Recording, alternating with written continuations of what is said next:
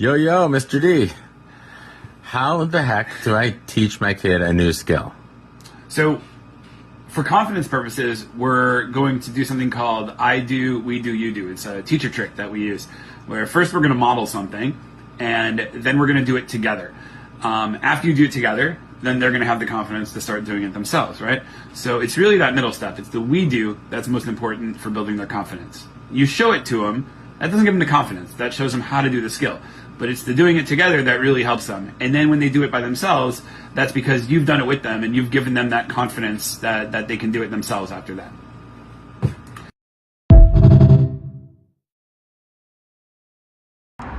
Hey, welcome to IKEA, the place that you can come to learn a ton about parenting. What am I talking about? Well, number one, patience. You ever try raising a kid? You ever try putting a bookshelf together? Yeah, you got me. Patience. You need it. Number two, your sweat matters. That is right. When you put time into something, you value it a lot more, right? That bookshelf, that wobbly old bookshelf, that dresser that's got 3 legs because you put the 4th one on backwards, that matters, right? There's some importance to that for you. It's even called the IKEA effect. The idea is when we put effort into something, we value it a lot more, and that's how raising kids are. The more time you put in, the more effort you put in, the more you're going to appreciate the process, the more your kids are going to appreciate that. And number 3, sense of humor. You ever put that shelf together and then you realize that back panel's on backwards and there's not a whole lot you can do about it at this point? So you got 2 options. You're going to laugh or you're going to cry. Might as well laugh, right? That's how raising kids is. Kids are funny. Get a sense of humor. There are going to be things that come up and you are going to have those options. You're going to laugh or you're going to cry. I know which one I prefer. Number 4. Learn Swedish. Småstad. Is it going to make you a better parent? No. It's pretty cool though. Småstad.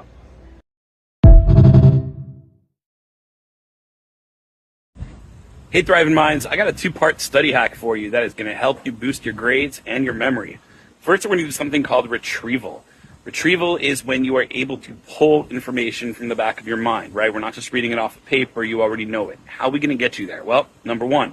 First, we're going to go ahead and do what's called a brain dump. Take a piece of paper. Take the topic that you've been studying. I don't care if it's cellular structure. I don't care if it's the Boston Tea Party. Write down everything you know. Just brain dump it onto a paper. See how much you can remember. When you start filling out the paper and things are looking good, that's when you know it. Okay, that's retrieval. Okay, so we're going to study things to the point that we can recreate them on paper. Second thing we're going to do that's going to help us commit this information from our short-term memory and move it into our long-term memory is we're actually going to teach this information. So go into your sheet, right? Take a look at all the stuff that you just brain dumped on a piece of paper and teach it to somebody, right? First, use the paper, right? As if you're just reciting a lecture. It doesn't matter who it is. It could be a friend. It could be your dog. It doesn't have to understand it. The act of you actually speaking it out is going to help put that into your long-term memory. Secondly, when you're done with that, we're going to start doing it without the paper, right? So first, study your information. Then we're going to brain dump it on a piece of paper. Then we're going to use that piece of paper to give a lecture or your notes to a friend or your mom or your dad or your dog. And then lastly, we're going to do it without the piece of paper. Those 2 things, the brain dump with the retrieval and the teaching, are going to commit the information to your long-term memory. And that study habit is going to take you really, really far as you progress in your academic career. You ever go into a store and you see something at $100 and it's marked down to $40 and you say, man, I have to have that. What a great deal. Problem is your mind just got anchored at that higher price. How are you going to beat that? Make sure you make your own judgment about what something is worth to you, and you're going to avoid the anchoring heuristic.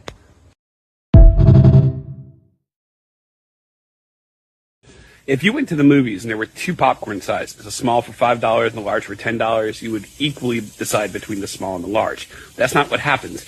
They introduce a medium one. The medium one's almost the same price as the large. It's like $9.50. Because of that, you're almost always going to buy the large because it looks like a really good deal. That is called the decoy effect, and you just fell for it.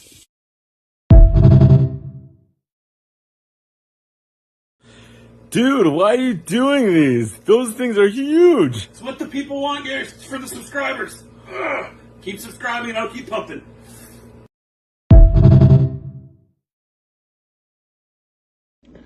Hey y'all, there's a concept called nudge theory that we can use to our advantage when we're trying to get healthy. Nudge theory basically says there are indirect and subtle ways that we can encourage certain behavior. So for example, you go to work and all the tables are like very large, right? So what's the idea? The idea is that they're trying to nudge you to work with one another, trying to nudge you to collaborate. Or here, how's this one for the men? You go to the urinals at a baseball game or something like that, and there's a little sticker of a fly or a bug in the urinal, right? What's the point of that? Well, they're trying to nudge you to aim better so that you don't end up peeing on the floor, right? Is what it is.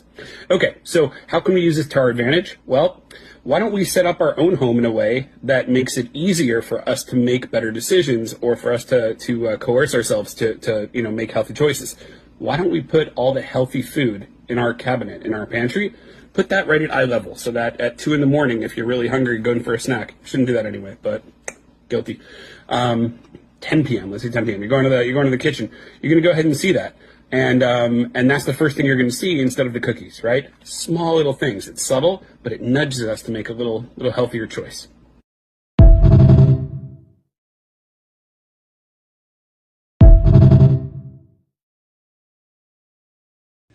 Okay, I love to-do lists more than anybody. I use a ton of them, but here's a hack. If there's something that's going to take you 3 minutes or less to do not put it on your to-do list.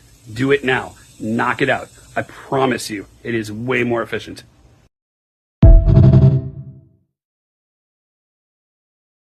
"15-second golden nugget hack. Sometimes your wife will put her purse in the closet. Do not stack giant moving boxes in front of the closet where she cannot go in there and get her keys." How do I know about this? It doesn't even matter. Totally theoretical.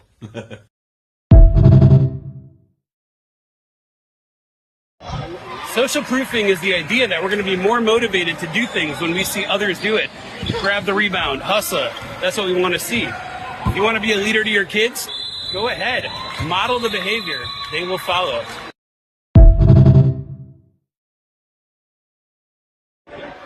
Hey, we break up basketball games into 4 quarters. It's manageable. It's called chunking. You got a big task that you're working on, having a hard time hitting your deadlines. Break up your task into pieces. Give yourself a deadline. Give yourself a buzzer. It'll be done before you know it.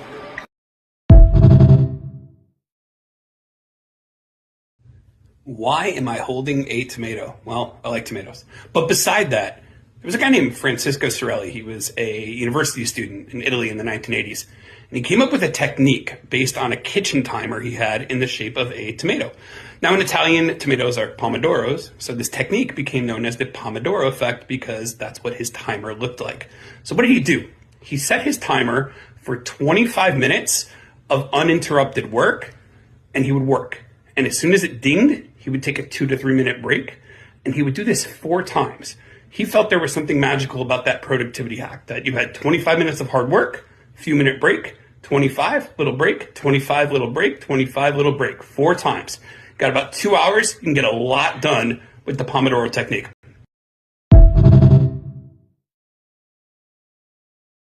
Sometimes in life we have a goal, and that goal is worth getting wet.